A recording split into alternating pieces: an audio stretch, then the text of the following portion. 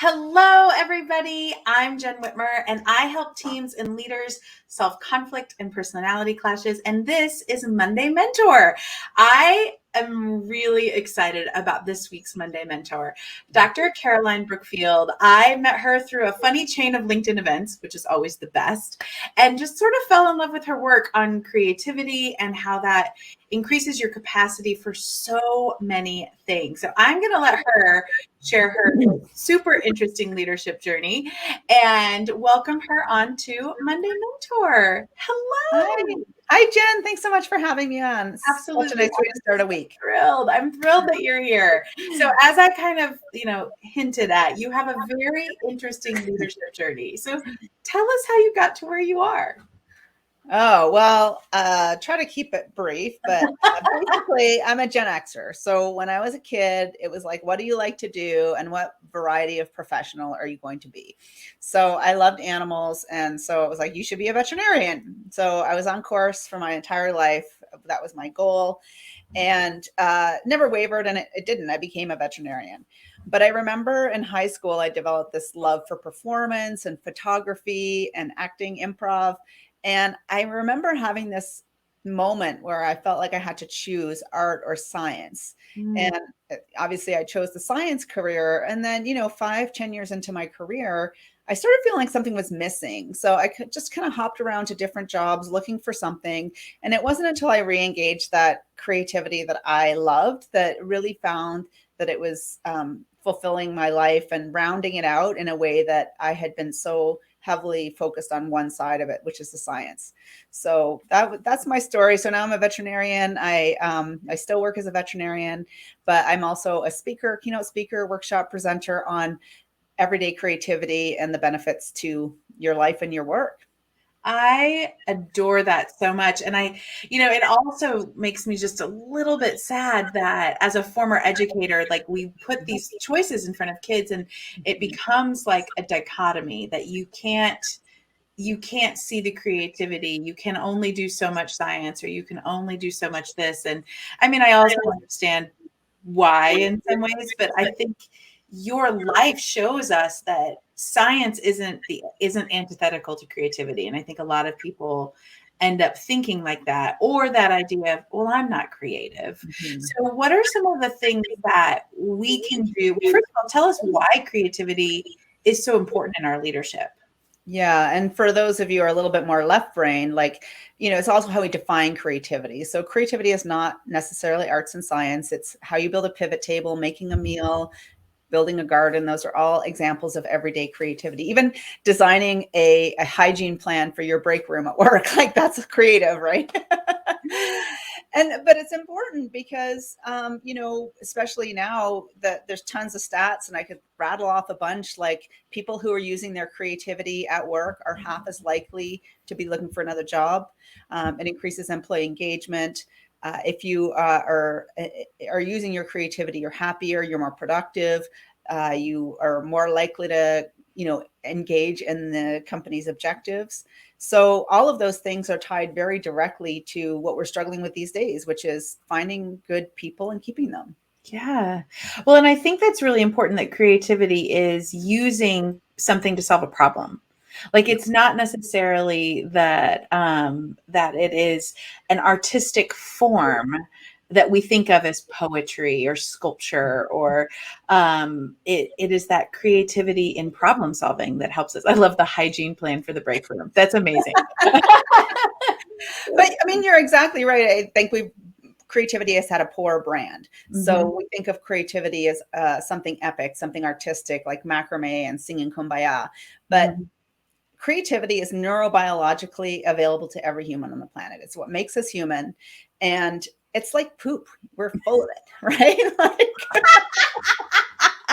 Oh, how true. We do. The problem is we do it every single day. We just don't call it creativity. Even the Mm. most linear, rigid, person who is black and white thinker does creative things in their day. If you choose an outfit for your day, you're using your creativity. If you make a meal, if you make your coffee and you add a splash of some different kind of creamer in there, that's creativity. It's maybe not epic or big C creativity, as some people call it. You are using your mini C or your small C creativity every single day. Yeah. And I think that knowing that helps us realize that we are being creative, and that self-awareness and maybe opening a little bit more into our life. You don't have to go do a paint night. You don't have to, build a macrame owl to be creative. You can do it within the context of what you like to do, because you're Mhm. already doing it. And if you do it more, it also has been proven to help lift your happiness. Like, who couldn't use that a little bit more these days? A Yeah. recent study was like, if you do something creative today, you'll be happier tomorrow. So there's lots of mental health benefits around bringing creativity. I just want to mention, Marcia made a comment here about the invisible box students are put in, to go Mhm. back to Yeah. what you said. And I think that was something that you had said, is that this idea that we have to choose. I think part of it is that because you have to focus on the science to get your degree, but then you get into this paradigm of, well, I'm a vet. I don't do those things. I don't paint. I don't do stand-up comedy. I don't, so we get limited by these boxes. And I love that comment. We get limited by these boxes that we put around ourselves. I call it Exactly. box sitting chicken, right? We're all sitting in this box waiting for someone else to open the box, whereas we're the ones that should be decorating it first, and it gives permission to other people to do the same. Absolutely. And I was going to make that same conclusion, that we get stuck in this box because while that was purposeful at a time, Mhm. it's no long it doesn't always continue to be purposeful. And we forget that we have the agency to make that change. And that it's so important to remember that some of the things that served us well before, the track that got me the degree, the way we move forward doesn't necessarily serve me now. And I have to figure out what that is. And I love talking about self-awareness. And that's my big, the big undergirding to all of my teaching is about the self-awareness. And when you start to look at it through the lens of creativity, I think we will discover the things that make us creative or feel creative or how we act creatively. So what are some of the ways that you help people, or you suggest to people, finding their creativity? How do they develop that self-awareness? I talk a lot about developing the self-awareness of understanding your stories that you tell yourself. Mhm. What do you do to help them see their own creativity? Yeah, well, depending on who I'm speaking to, a lot of times people are like, I am not creative. So first Mhm. it's reframing, what is creativity? What does that mean? Sometimes it's going through a bit of the science to say, like, you are creative, like science says so, which is kind of ironic because people think they're too, analytical. Sciencey. Exactly. So I think first of all is reframing what is creativity and finding out what that is for that person. Secondly, it's looking at it in a way of like, creativity as a process. Like, how can I engage my creativity more? And I have Mhm. an acronym, DANCE, which stands for 5 easy habits you can do to build your creativity. So things that are really not productive and antithetical to this whole idea of like getting things done. So the first one is daydreaming, like in a certain way, learning to face ambiguity, collecting novel experiences, being curious, and editing our ideas later. Yeah. That's kind of the low hanging fruit, I think, for most people. So if any of your audience that are listening to this is learning how to diverge and converge on your ideas separately. What that means is when you're thinking of an idea, there are no bad ideas. There are Mhm. bad ideas. But when you're thinking of the idea, that's not when you decide, because your bad idea might lead to the idea that changes everything. Mhm. So making sure we limit judgment on our ideas, and we know that we're in the diverge phase, which is like anything, sky's the limit, which is so hard for people because we have that inner critic that's saying, that's dumb. No one will like that. I can't believe you want to say that. Mhm. Um, and then to converge later, which is the narrowing down and choosing and selecting something, which is also equally part of being creative, but you don't do them together. Like Ernest Hemingway is quoted to have said, write drunk, edit sober. Exactly. I Yes, mean, we've heard that a few times, especially as a writer, as yes. somebody who writes as well. And I think when one of my early experiences was teaching of leadership was teaching teachers how to teach students to write. Okay. And one of the hardest things for students, that is the same for adults, was that they wanted to edit while they're writing. Yes. Like the idea that I could turn something in that for feedback that I was going to get points off or something like that. And we think that in our regular life. If I don't have it perfectly the first time, or if I don't let it grow, it has to be done. And we've forgotten that there is a process. You cannot edit while you create. It doesn't work, and that's not the point. And so I love the permission to expand, to think bigger, and kind of to Austin's point here about collaborating on something. You have to have an agreement in the room. Like, Mhm. this is what there are for this, 30 minutes, this hour, we're just throwing everything up on the wall, and Mhm. we're gonna work on it later. I Yeah, think. and one of the barriers to that is a whole other topic, which is not my wheelhouse, is psychological safety. So you Mhm. can't go into an organization where people aren't allowed to make mistakes and fail and say Yeah, like, be creative. It's not going to happen. I mean, exactly. look at everybody uses kindergartners as this epitome of creativity, which is true. In Dr. George Land's study, 98% of kindergartners scored as creative genius on his creativity test.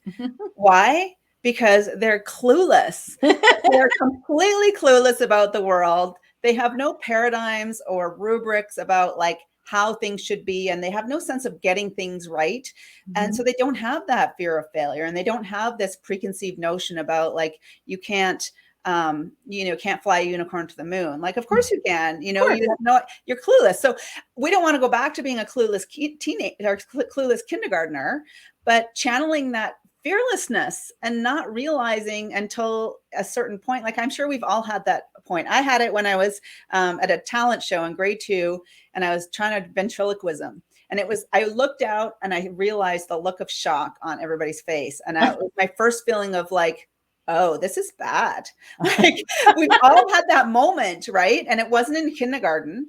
Mhm. Usually. And it's just this sense of like what you're doing is wrong and you're going to be judged. And then Yeah. that carries us through our entire life. So creativity helps us practice this idea of stepping into uncertainty and facing failure. Every time you start a new pivot table or a meal or a painting, you don't know what it's going to look like until it's finished. So it's a way to practice stepping into failure and practice stepping into ambiguity so that you Mhm. can work that muscle when you're at work and working with your team and think, what's the worst that could happen here? Absolutely. And it's also, I mean, to think about mental health, the idea of fun is really important as our human existence. I do some work around burnout, and I have keynotes around Mm. burnout. And one of the things that we can do to prevent burnout is actually creative expression. Mhm. It is a one way to close the stress cycle for all these reasons that you're saying, that our brains think differently when we're engaged in some kind of creative exposition. And it can be all the things that you're talking about. Like yesterday, I spent because I'm going out of town, I spent the whole day cooking. And it's a crazy week at my family's house. Normally I wouldn't do that because they're all fully functioning and can cook for themselves. But like there's tech week for some kids in shows, and like some kids have camp, and like it's just a really wild week. And I felt so good at the end of the day Mhm. because I had spent doing it something that I personally enjoy. I actually like cooking. So that was really fun for me. And it was like, ooh, what am I gonna make? How do I make it freeze? How do I make it ready so they all know what to do? Like that What creative. kind of container do I put it in so it's easy to Exactly. heat All up? of that. Like the problem solving of it was enjoyable. It's funny that you say that because there is a more recent study that actually looked into why do we enjoy being creative? Like, why does it give us happiness? And the mechanism is through problem solving. Like, we Mhm. like creativity because creativity is solving problems, Yeah. and we like doing that. So you've done that without having to do an expensive research study. Well, isn't that what all expensive research studies show us? Like we kind of intuitively knew this, but here's what happened. You know Yeah, what I. yeah. So it's like, oh well, that was a waste of time. Yeah, and I think one of the other things I wanna bring out and I think you talk a little bit about this in your book, if you want her book. There we go, boop. There we go. Oh, great. Yes, The Reluctant Creative. I think it's like these are everyday things for every person. One of the comments that I would hear when I was in the classroom or as a school leader was, well, that's just for the smart kids because they do like the creative problem solving, or the like it's not something anybody says, but it's like this feeling like, oh, I Mhm. can't be creative because that's for this group. And which could not be further from the truth. Like that Mhm. is not true. And there are things that we can do that we taught in the classroom, in every classroom, of how to have flexibility of thinking, how to face failure, and um, how to be fluent in your creativity. There's all these different components to creativity, but the big idea is that it's for everyone and you can develop it. It's not some like skill that happens over here. So what do Mhm. you help people when they like what do you do with that idea that creativity is for everybody? How do you help people with that? Yeah, well, I think the first thing is to demystify what is creativity. Like I said, that everybody is creative. And then for me, I'm not really big into like 18-step things, and I forget whatever. Who posts it, I forget that I've got it in that folder. So mine is around those 5 habits I talked about. Mhm. So if you were to engage those 5 habits every day, I guarantee you would see more creativity in your life, because it's hard to teach creativity. I mean, I've spoken with teachers, and sometimes I get a comment like, but what's the lesson plan? I'm like, well, you totally missed the point. Like, creativity is like breathing. So I can't teach you how to breathe. Like, hopefully you're figured that out if you're watching this, right? But I could teach you a meditation technique, or I could teach you pranayama or box breathing to help you breathe for more effectiveness, whether it's mental health or whatever. Mhm. So creativity is the same way. I can't teach you how to do something that you're biologically wired to do. But if you do these habits every day, then your own natural creativity will start to come out. And if you have that self awareness about what you're trying to achieve, I think that it will just come naturally. And it's just about having those habits. But in a keynote or in a workshop, a lot of times I take people through interactive exercises to make them a little bit uncomfortable, to help them feel that sense of stepping into the uncertainty and unknown. And then I back that up and talk about, like, why do we hate uncertainty? Why do we seek status quo solutions when we're feeling uncertain? And Mhm. then go into this piece of like how to diverge and converge effectively. And depending on the group, sometimes we'll go into creative problem solving principles of like taking you through like the framework of how to work through a problem at work so that you're ending with a plan to execute. Because I think people think creativity is all about ideation. And Mm. there's 4 steps to the creative problem solving framework, which is clarify, then ideate, then develop, and then implement. Mhm. So I'm an ideator. I can ideate till the cows come home, but I need my clarifiers and I need my implementers and my developers, because otherwise, things don't get done. Oh, and that is the perfect segue to the next comment that as you were talking, I was thinking. So one of the fun questions I asked Caroline before we talked is like if she knew her Enneagram number. So as an Enneagram leadership coach, and you're an Enneagram 7, also an Enneagram 7, Am I we a can seven? ideate. I thought I was an 8 or an 8A or Oh, I something. don't know. When you put it on your thing, you said 7. Oh, So maybe. I don't know. it's all Details. right. But one of the things about sevens, which you get to do your own exploration, but as sevens, most sevens can ideate exactly. We can come up Okay. with tons of, we are option creators. That is like the innate part of our personality. But what you brought out that was so important is that you need the people to help you clarify, develop, and that is the importance of knowing yourself and in who you are. And so maybe your creativity isn't coming up with all the ideas, but helping like, ooh, what if we shaped this idea this way and developed it? Maybe your idea is, oh, here's how I can see that working out into who does what to make it actually happen. And we need all of those components to making a good team, because we can't do it all on our own. And even when we are solopreneurs, you do want to bring people in your life that help you and speak into that as well. So whether you are working on your own as an entrepreneur or you lead a team, knowing people's strengths and bringing them in is a key piece of creativity in your leadership. Yeah, I have a friend that helps me out. She's helped me out with a number of businesses I've built over the years, that I've since closed, but I have her coming on now, and I call her my executive function because I also have ADHD.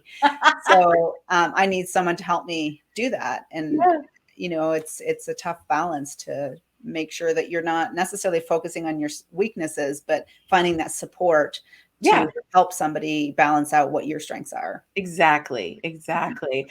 Okay, I really did just look at the time, and I can't believe we're done. So tell everybody a little bit about your book Okay. and where they can, so you can find it here. boop. But tell us a little bit about your book. I know it's like okay. work. So my book is called The Reluctant Creative. So it's for people who think they're not creative or feel that they're too analytical or left brain. And I call it a literary mullet because it's fun in the front and data in the back. That is perfection. Yes. So much to my editor's dismay, I have like pages and pages of, peer reviewed and evidence to back up the claims that I do, but I want it to be fun. So I also have exercises, and my formatter did an amazing job. It's a very pretty book. But where's the exercises? They're here. So like I have exercises for you to do at the end of every chapter to help you cement these habits of daydreaming, facing ambiguity, novelty, curiosity, and edit later. So it's a pretty easy read. I think it's only like 200 pages. Yeah, but not even. I love the habit forming of it, and that's part of it. So good. Yeah. And it's also, I have resources on my website that you're welcome to check. I think it's if you go to that website, The Reluctant Creative, and you put in /resources, there's a bunch of interviews. There's a bunch of like the downloads for the exercises that are free for anybody, or, whether you buy the book or not. So, so Pam's asking this question. I think, so you clarify first, then ideate, then develop, and then I usually say activate. Okay. But other people have a different term for that. Yeah, I'm looking to see if I have my thing handy, which I don't know if I do. No, I don't. Yeah, so first you have to clarify the problem, then ideate solutions. Yeah, clarify, which has 3 steps to it. Ideate, develop, and then implement. Implement, yeah. So activate, implement, yeah. Yeah, and if you were to Google, I think it's called the Foursquare model, but it's the Creative Problem Solving Institute in Buffalo, New York. That it's historic. It's like 60 or 80 years old. Yes, as a kid, I did the creative problem solving competitions. I loved them. They were so fun. Yeah, so that's not my framework. That's an established framework that creative problem solving facilitators do to help people work through a problem, so that we're not missing the point. Because a lot of times we're like, well, we don't have enough staff. We need to hire more people. So you have to go to the clarify problem. Like, what is the actual problem? The actual problem is we're not meeting the needs of our customers, which is actually a totally different thing than we don't have enough people. Right. So I think it was Einstein that said if I had 60 minutes to solve a problem, I'd spend 59 minutes figuring out what the question was, right? Yeah. So it's about that, and not just going into ideate mode and then not actually developing the idea. Like, how are we going to implement this, and what are our deliverables? What are the deadlines? Who are the people? Who are the stakeholders that need to be in charge? So yes, great question, Pamela. Thank you so much. All right, Caroline, thank you so much for being on as our Monday mentor today. Please follow on LinkedIn. She always puts up really great stuff. And we are thrilled that you were here today. And if you I sound like a YouTuber. There is now, LinkedIn has a bell. So if you go to our profiles, if you hit the bell, you'll get notified whenever we post or go on. So feel free to do that. We would love to know that. I know. My kids were making fun of me. They were like, are you going to say, hit subscribe and hit the bell? And I was like, I can't. I have to do my own thing. I have to come up with my own little dance. Anyway, thank you so much for being here with us today. I'm live every Monday at 1 p.m. Eastern. Next week, our Monday mentor is Mark Evans, who is a therapist and coach and excellent in mental health and anxiety. So I would love to have you all join me then. Until next week, goodbye, everybody. Hey, thanks, Jen.